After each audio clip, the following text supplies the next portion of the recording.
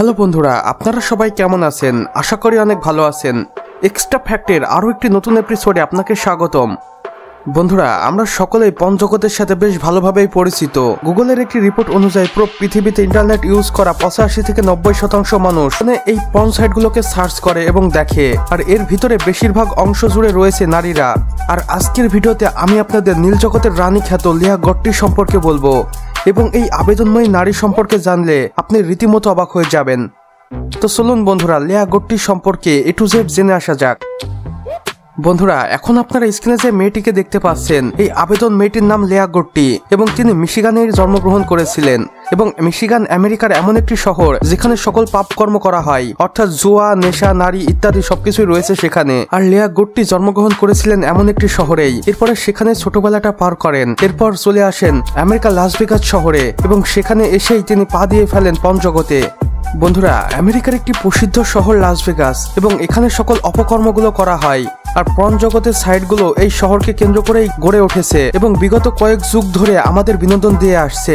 লিয়া গট্টি ছোট থেকে দেখতে অসম্ভব সুন্দর এবং আবেদনময়ী ছিল, তাই তিনি পর্ন জগতে পা দিয়ে নিজের সুখ্যাতি অর্জন করতে বেশি দেরি করেননি। লিয়া গট্টি মাত্র 14 বছর বয়সে পর্ন জগতে পা দেন, এবং প্রথম পর্যায়ে ধীরে ধীরে কাজ করলেও পরবর্তীতে লিয়া গট্টি তার কাজের স্পিড বাড়িয়ে দেন। প্রতি সপ্তাহেই গুগলের নিষিদ্ধ সাইটগুলোতে তার একটি করে নতুন ভিডিও পাবলিশ করা হতো। লিয়া গট্টি নিজে তার একটি সাক্ষাৎকারে বলেছিলেন, এই ইন্ডাস্ট্রিগুলোতে অনেক টাকা রয়েছে, তাই এখানে আমি এসেছিলাম। প্রথমে এই ইন্ডাস্ট্রির সাথে মানিয়ে নিতে আমার একটু ঝামেলা হচ্ছিল, কেননা এখানে অনেক নোংরা কাজ করানো হয়। তিনি সেই সাক্ষাৎকারে বলেছিলেন, এই ইন্ডাস্ট্রিগুলোতে আপনার অনিচ্ছাকৃত শর্তেও এমন কিছু কাজ করতে হবে যা আপনি কখনোই করতে চান না।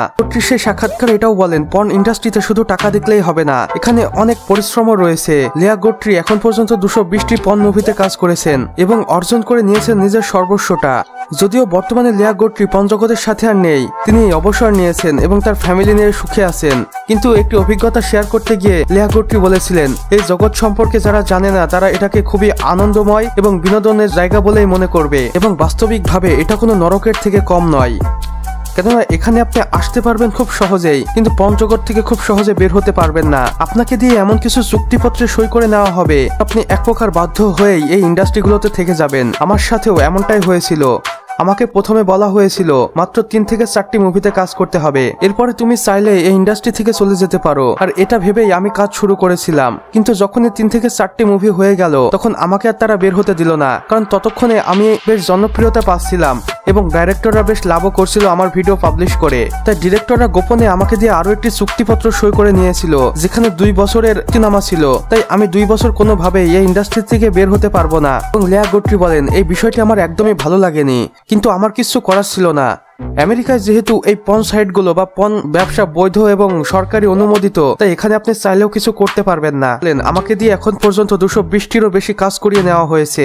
এবং সে লাইভ শোর হোস্ট লিয়া গট্টিকে প্রশ্ন করলো, তুমি একটি ভিডিওর জন্য কত টাকা পারিশ্রমিক হাঁকিয়ে থাকতে? আর হোস্টের এই প্রশ্নের জবাবে লিয়া গট্টি বলেন, আমি এখন পর্যন্ত সর্বোচ্চ 12 কোটি টাকা একটি ভিডিওর জন্য চার্জ করেছি। সেই সাথে লিয়া গট্টির পর্ন জগৎ সম্পর্কে আরো একটি ইন্টারেস্টিং ফ্যাক্ট জানাই, যেখানে তিনি বলেন, এই ইন্ডাস্ট্রিগুলোতে এত পরিমাণ টাকা রয়েছে যে আপনি কল্পনা করতে পারবেন না। আর আপনি যদি কখনো এই ইন্ডাস্ট্রির সাথে জড়িয়ে পড়েন, তাহলে আপনি চাইলেই আপনার মনের মর্জি মতো সঙ্গী বেছে নিতে পারবেন না। ডিরেক্টররা যাকে সিলেক্ট করবে আপনাকে বাধ্য হয়ে তার সাথে কাজ করতে হবে, তাকে ভালো লাগুক আর না লাগুক। বিভিন্ন বর্ণ গোত্রের হতে পারে, এখানে আপনার কোনো হস্তক্ষেপ থাকবে না, আপনি শুধু অ্যাক্টিং করবেন, অ্যাক্টিংই করে যাবেন। এবং লিয়া গট্টি তার জীবনী সম্পর্কে বলতে গিয়ে আরো একটি ইন্টারেস্টিং ফ্যাক্ট বলেন, এই নীল ইন্ডাস্ট্রিতে পুরুষরা খুবই জঘন্য হয়ে থাকে এবং তারা আমাদের মতো মেয়ে অ্যাক্টরসদেরকে খুবই অত্যাচার করে।